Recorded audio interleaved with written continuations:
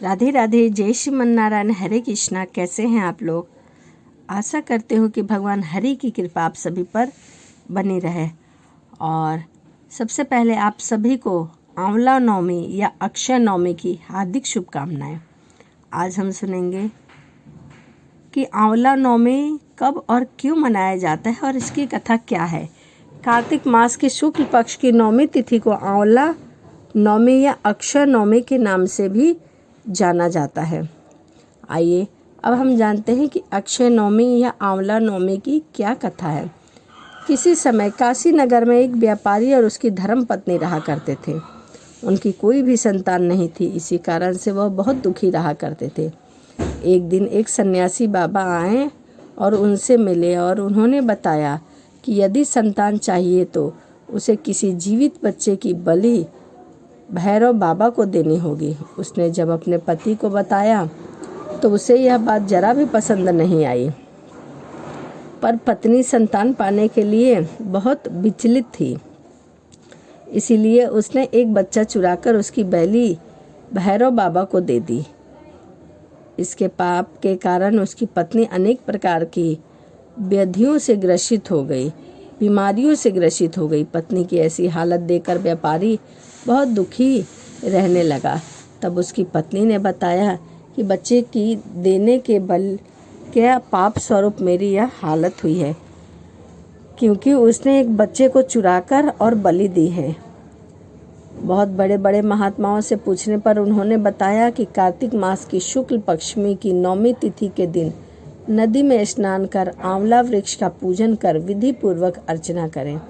अनंतर गंध पुष्प धूप नैवेद्य से व्यापारी की पत्नी ने तन मन धन से विधि पूर्वक पूजन किया। इससे शीघ्र ही उसके सभी कष्ट दूर हो गए और एक स्वस्थ सुंदर बालक को उसने जन्म दिया। उस दिन महिलाओं सुख सौभाग्य निरोग काया स्वास्थ्य उत्तम संतान की प्राप्ति के लिए व्रत रखते हैं तथा आंवले के वृक्ष की पूजा करते हैं।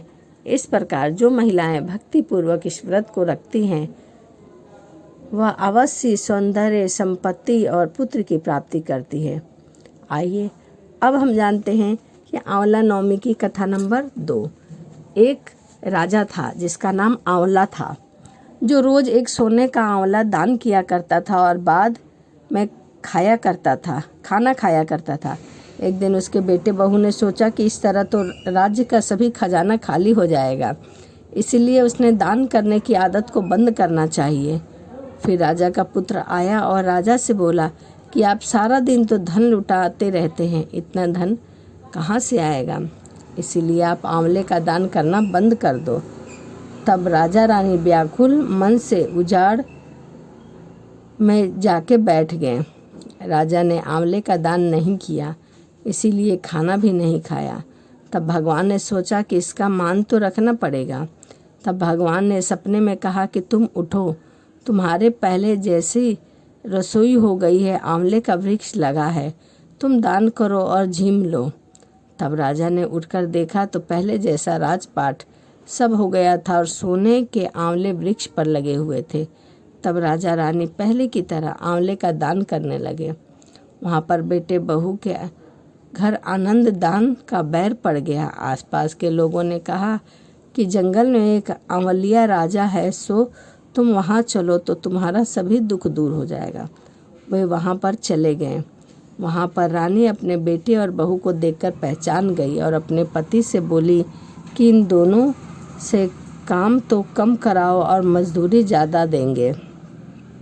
एक दिन रानी ने अपनी बहू को बुलाकर कहा कि मुझे सिर सहित नहला दो। बहू सिर धोने लगी तो बहू के आँख से आंसू निकल गए। रानी की पीठ पड़ गई। तब रानी बोली, तुम क्यों रो रही हो, मुझे कारण बताओ। तब बहू बोली कि मेरी भी सासू की पीठ पर ऐसे ही मस्सा था। वह एक मन का आंवले का दान करती थी तो हमने उन्हें दान करने के लिए रोक दिया, हमसे यही गलती हो गई।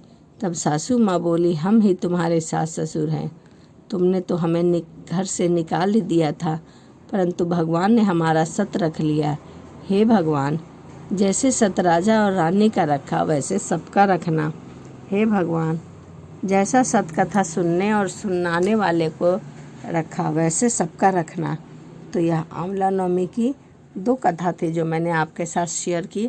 आंवला नवमी के दिन हमें क्या करना चाहिए, क्या नहीं करना चाहिए, इस पर हम बात करेंगे। आंवला नवमी के दिन प्रातःकाल स्नान आदि से निवृत्त होकर साफ और सुंदर वस्त्र पहनकर और आंवले के वृक्ष की पूजा करनी चाहिए और चौमुखी दिया जलाना चाहिए। कहा जाता है कि इस दिन आंवले का दान का भी विशेष महत्व है। आप चाहे तो आंवले का दान कर सकते हैं, नहीं तो आप आंवले के वृक्ष के नीचे कुछ भोजन कर सकते हैं। यदि आप आंवले के वृक्ष के नीचे बैठकर भोजन करेंगे तो आपके सभी पाप नष्ट हो जाएंगे।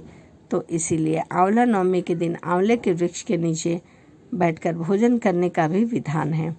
उस दिन आंवले के वृक्ष के नीचे घी का दिया अवश्य लगाएं। कहते हैं कि आंवला नवमी के दिन भगवान नारायण साक्षात आंवले के वृक्ष में होते हैं, इसीलिए आंवला नवमी के दिन दिया ज़रूर लगाना चाहिए। तो चलिए, वीडियो आपको कैसी लगी कमेंट करके ज़रूर बताइएगा। और इसी के साथ वीडियो को समाप्त करते हैं और मिलते हैं अगली वीडियो में। राधे राधे, जय श्रीमन नारायण, हरे कृष्णा।